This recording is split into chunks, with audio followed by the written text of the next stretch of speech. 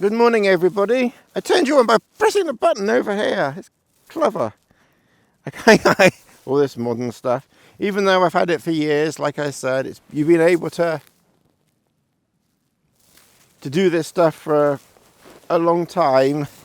It's still kind of fun and interesting. We got the old Tentacle Track E synchronized. So basically, what you do is you first of all synchronize it. I don't know whether you actually have to synchronize it or if the synchronization part button down on the bottom left. Does anyone know? Probably not. If that's just for if you've got lots of units, and you only need if you've got lots of units, and maybe you don't need it if you've got one, but I don't know. Anyway, so I press that button, then I hit record. So we're then recording on this. And then you go into the Tracky QR thing. It'd be good if they had it all as one app. It would be much more convenient, one app where everything could be done, rather than two separate apps. But realistically, it really only takes, a moment, because if you think about it, obviously if you're not using a recorder at all, quite clearly you just hit record and that's it. Cheers, everybody. Changing the GoPro battery without media mod, much quicker too.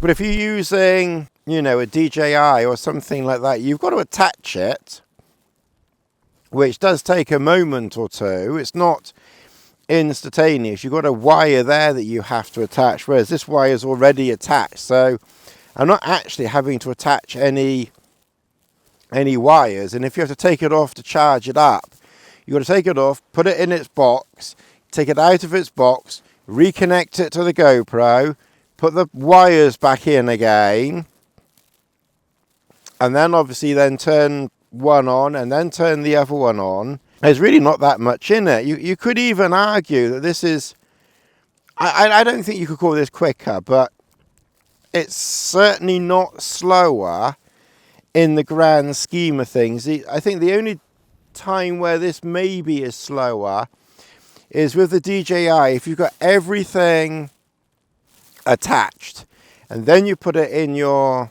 in your pack or something like that, you take it out of the pack, unless assuming that you've turned everything off, you take it out of the pack, then you've obviously got to then make sure your microphone is turned on, which invariably I leave on anyway, but you've got to be a bit cautious of battery and that type of thing. But chances are you've got to turn that on.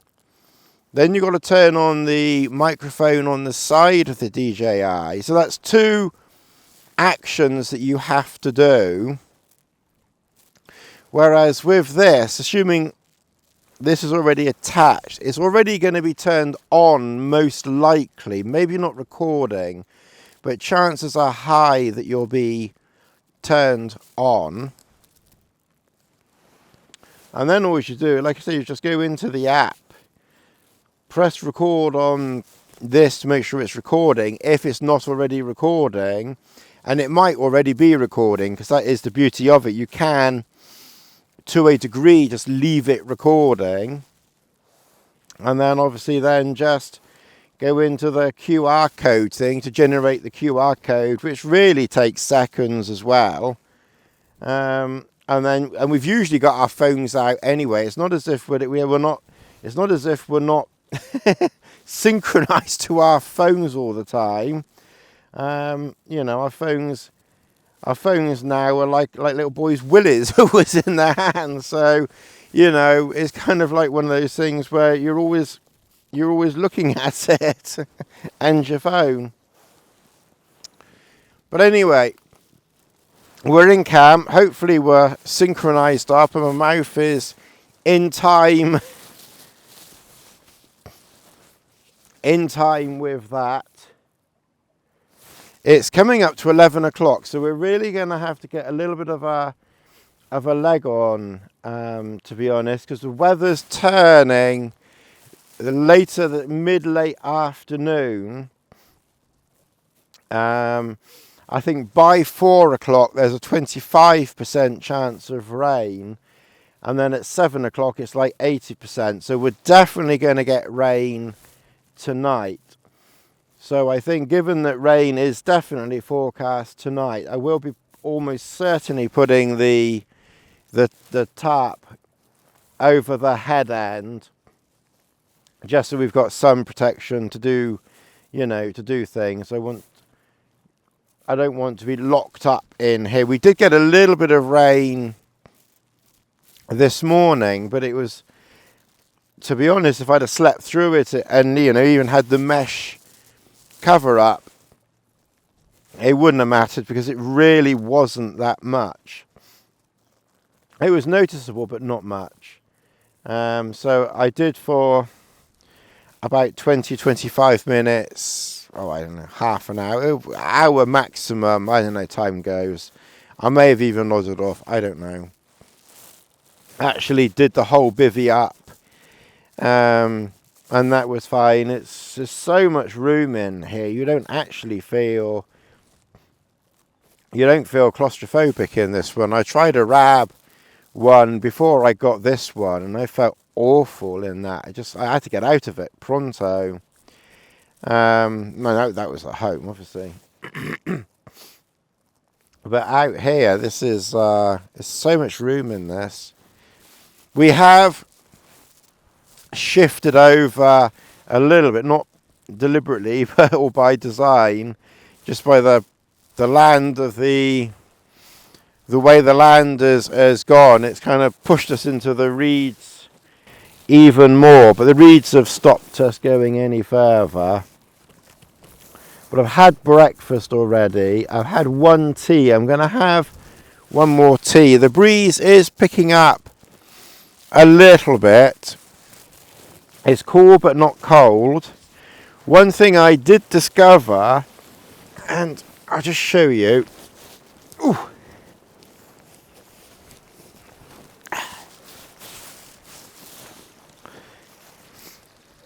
When I did my video on this, well, not on this, on this, if you remember,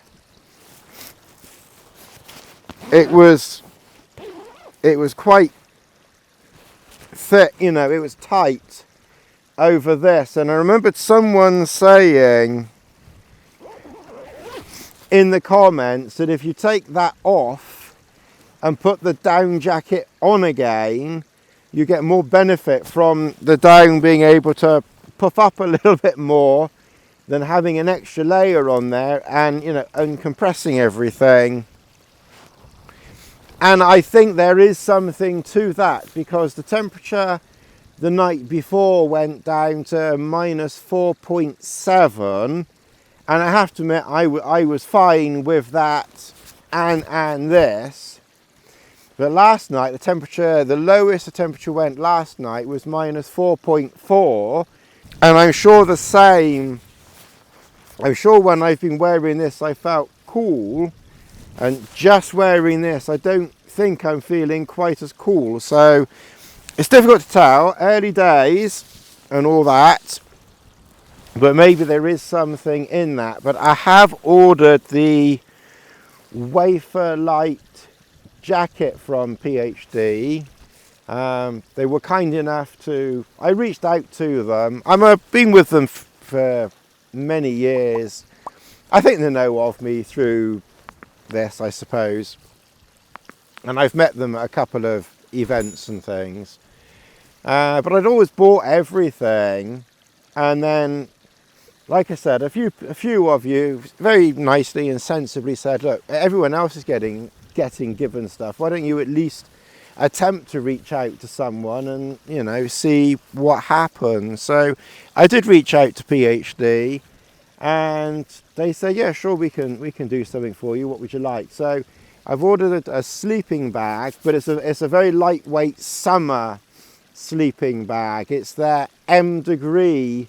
I think it's like 250 grams or something, or 300 grams, or It's a ridiculously light sleeping bag. It looks very innovative. I actually like the look of it a lot, but it's very much a summer or desert racing sleeping bag. So it's probably not going to get a huge amount of use, you know, in this country, but we do get our summers, you know, I think would be plenty warm enough for it. So once we get into June and July and August, then I will give that a go and I will show that to you. But that really does look very nice. And I ordered a jacket from them. I thought, well, they've offered what I want, so let's go while the iron's hot, as it were. So I ordered the wafer light jacket, and I did order it in medium, and it was even seemingly even tighter fitting than this over a t-shirt. I mean, this is over and it was I don't know why, their sizing does seem to be a little bit strange, but I got a t-shirt, a shirt and a wind shirt, and you know, and this seems loose enough. I mean, it's like I said in my video on this, I went short sleeve because I've always found short sleeved okay, but I probably should have stuck with the medium. And when I had the medium in the wafer light jacket, the medium sleeve was fine. In fact, the sleeves were perfect. The thickness of them, everything was perfect. It was the body where it was quite constricting. I was surprised, you know, even just over a t-shirt. And they're going to do a large jacket, large waist, you know, round the front and length, but medium arms. I'll go with medium arms, not long arms, rather than the short arms on this one. So that's what I like about PhD. You can literally customize anything that you want. You know, it's very good. So when I get that, I will let you know. My next trip is going to be up, it's about 2 weeks away, but it'll be up in Scotland with Chris Townsend. I'm not exactly sure where yet. We will find out where. But yeah, so we're fine, we're comfortable here. We're all fine here. How are you all out there? I don't know many people know where that quote comes from. I'm sure some do. Anyway, I think I'm going to make one more tea, and then I'm going to have to start getting ready to pack up and get going, because like I said, it is literally, you know, 11 o'clock, and we really do need to head over to those valleys over there, sort of similar area to where we were last time, but rather than the bottom of the valley, I want to see if I can find something at the top of the valley. Anyway, I'm going to make a cup of tea. But it's been nice here. It's, you know, it's very nice. I mean, you can see, you know, I got a nice view down the valley. I think that one on the horizon, I think that's Blencathra. I think. I could be wrong. My map reading isn't that brilliant, to be honest, but I think that one on the horizon is Blencathra. All right, we're on top of that. We're on top of the fells. I'm again thinking that one over there might be Blencathra, but I'm not absolutely sure. I think that one over there is fell something or other, the one that we walked round yesterday. And we're kind of, the mines and the area of the mines where we were camping last time is kind of down that way, give or take a little bit. But the plan is, I was thinking of trying to camp in one of the valleys at the top of the mines, but they actually look quite steep. When you look closely at the contours, the angles of the contours are quite sharp. which indicates probably maybe too steep to camp in. So we're going to go due west, which is this way. Now, another little warning for you. It is easy to get momentarily sort of confused, because I was walking along west over there, and we were definitely going west, because I was looking at the watch, and the watch compass has been calibrated, so I know we were going west, and we were going west. But then for some bizarre reason, after a few minutes, I was looking at my watch again, and it was showing north. And I was thinking, hang on a minute, we definitely don't want to be going north. And that's when I started to question, you know, had the watch lost its calibration? It hadn't, because I turned around, faced the other way, and the watch was showing south. If it's lost calibration, it'll just be all over the place. So I thought, what the hell's going on here? So, of course, what it is, that hill that I was going west on was swinging around that way ever so slightly, and it was taking me with it.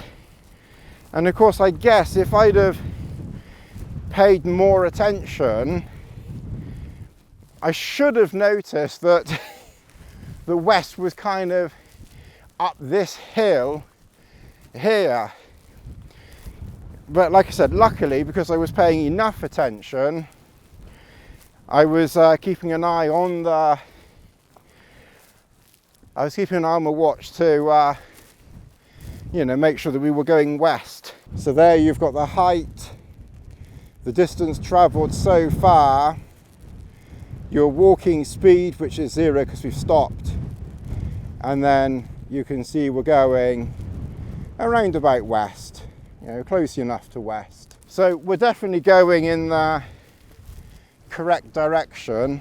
If I come down to the mapping, so that's the Talkie Toaster mapping, so you can see we're heading to that high point of 609 meters. The red arrow top left, that is pointing north. And then we want to be going, oh, well, I'll have another look at the map, figure out where we're going. Used in conjunction with a map or your phone, this is very useful. The mapping on the watch is good, but obviously because it only gives quite a small area, you kind of need to have your phone, unless you've already planned out a route. If you've planned out a route, which I didn't for this, if you planned out a route, then it's more than enough. So we're at the top of this hill. This is Iron Crag. So now we want to kind of be going southwest. So let's get to the top, and then we'll have a look. But it looks like we're going to have to walk up over there, because obviously this is west. So that's west. That's clearly south. So southwest is going to be over there somewhere. So we want to be going for one of those bumps over there. Yeah, so that valley just down through, that valley down through there, I'm thinking, and I might be wrong, is that valley down through there, one of those down through there, because that's north over there. Anyway, we're going to get to the top here. Ooh. This is why I like to look at a map occasionally, because I must admit I've got my watch, I've got 2 phones with mapping on and the map,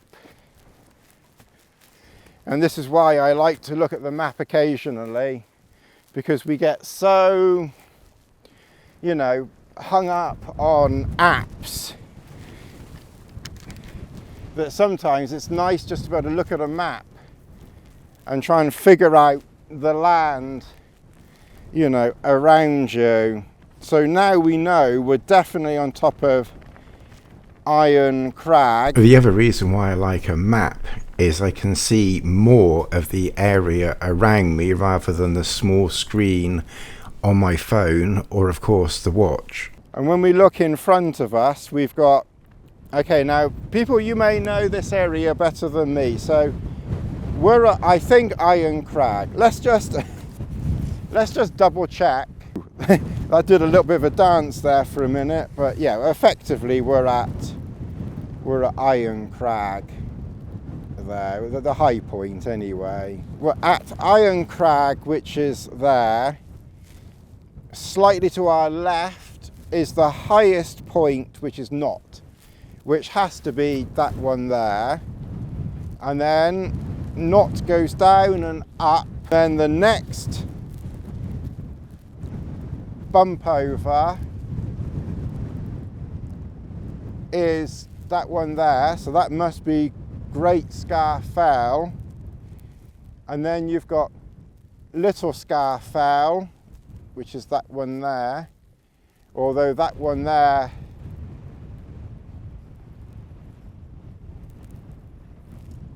although that big one there could be Great Scar Fell over there. But if that one over there is Great Scar Fell, what's that tiny bump there? Is that some bump that doesn't really appear on the map? Difficult to tell. This lump of land down here has to be where my thumb is there, through there I'm guessing.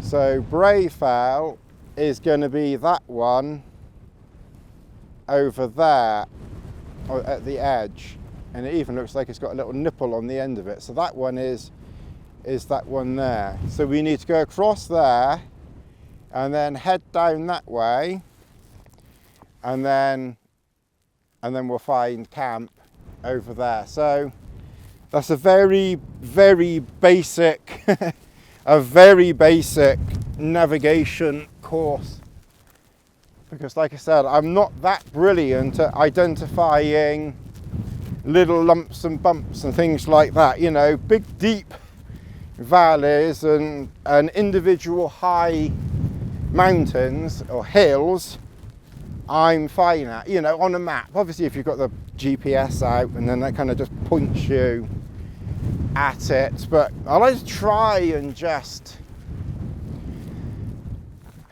and it doesn't matter if you can't actually, you know, if I can't identify that, it doesn't matter as long as I get to the top of that ridge and then obviously take a compass bearing from up there, then you will still get to where you want to go. Wow, okay.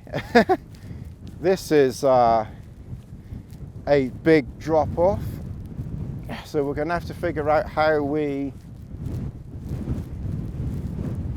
get around here, because we can't go directly, which I knew we couldn't, because when you look at the map it's just a huge steep look at that, oh my god. So, you know, you can't always go in a direct straight line, so we're going to have to go around that way over there. So we'll have to follow this around that there, around to Great Scar. So we'll have to, we can't go directly across because it's, you can see it's just cliffs there. So we're going to have to go kind of west, southwest-ish that way, and then around. But there's a path just here, so we'll grab this. We'll grab this path here,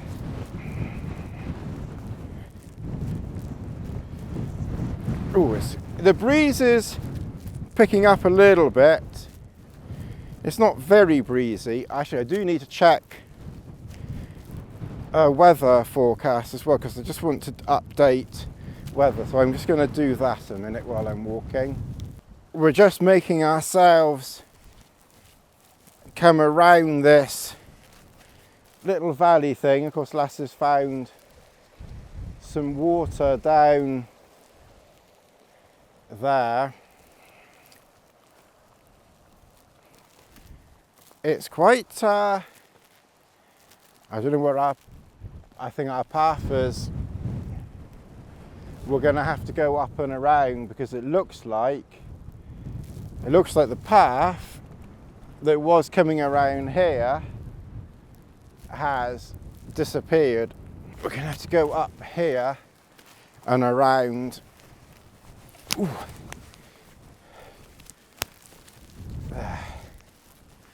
There's a path there. Ooh. There's usually a path. There's usually a path up in the Lake District.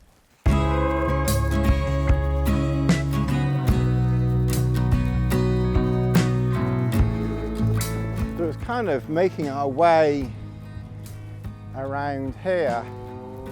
And now, of course, what we need to be careful of, and this is where you do need to keep an eye on map and compass or your GPS, is it that hill over there that are we trying to swing around that way to get over there, or are we trying to get over there?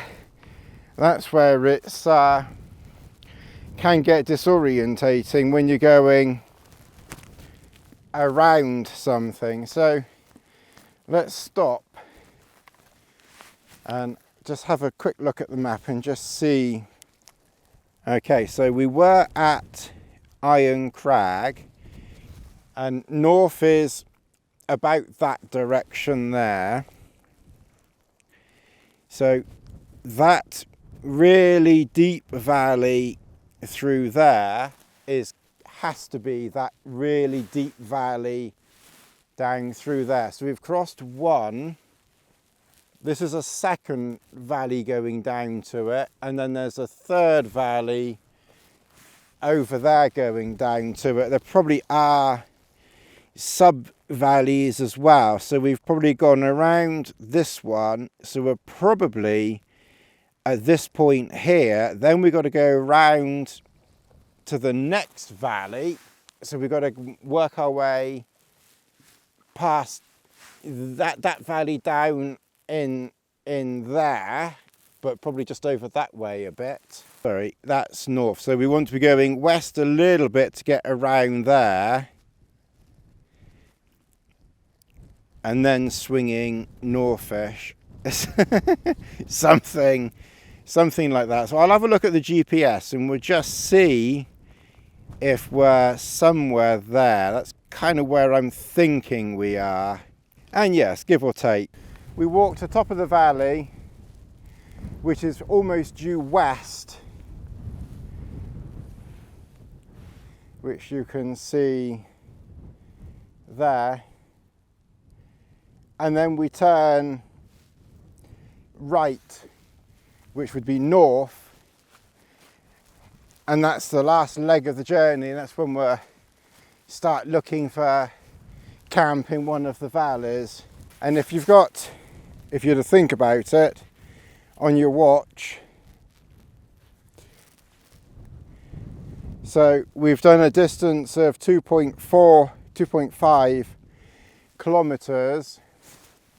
And if you estimate the distance that you need to walk, say 500 meters, for example, then obviously you can count steps and do all that type of stuff.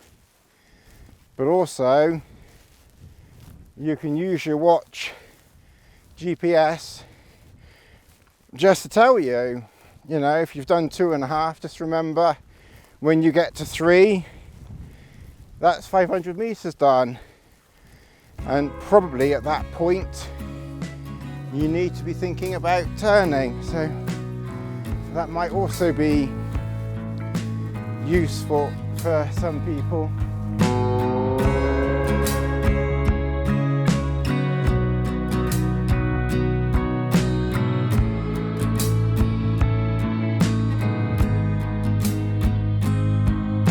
So it's quite rough and tussocky out here, and I notice a lot of the streams and brooks and things, they dig quite deeply down into the earth, so finding pitches next to water, especially for a tent, I don't think it's necessarily the easiest thing to do. So on the Talkie Toaster mapping, you can see where we are, and then you can see to the right, in fact you can see not to the left, 710 meters, and you can see Great Scar Fell to the right.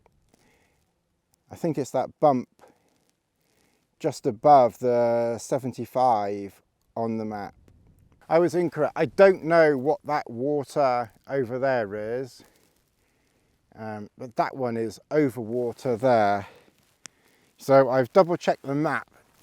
So this is Bray Fell or Bray something or other, this one. And then that's some other little hills over there.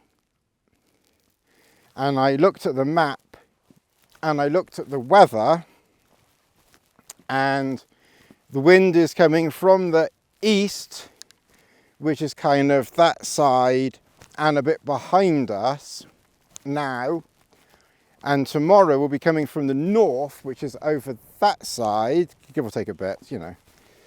So the only direction that the wind is not coming from, as far as I can ascertain, is the west, which is that side. And I've looked at all the valleys around here, and all the valleys are very, very steep. They look very steep, angular on the map. So not really suitable for pitching in, I don't think. But there's one valley which is not too steep and which is westerly, which is this one down here. So we're going to go and have a look and see whether we can find something down there. There is a path going down, so it's probably going to be potentially one of the more popular routes. But given that I've been out all day today and I haven't seen a soul, I think the chances of, you know, people being around up here is pretty slim, to be honest.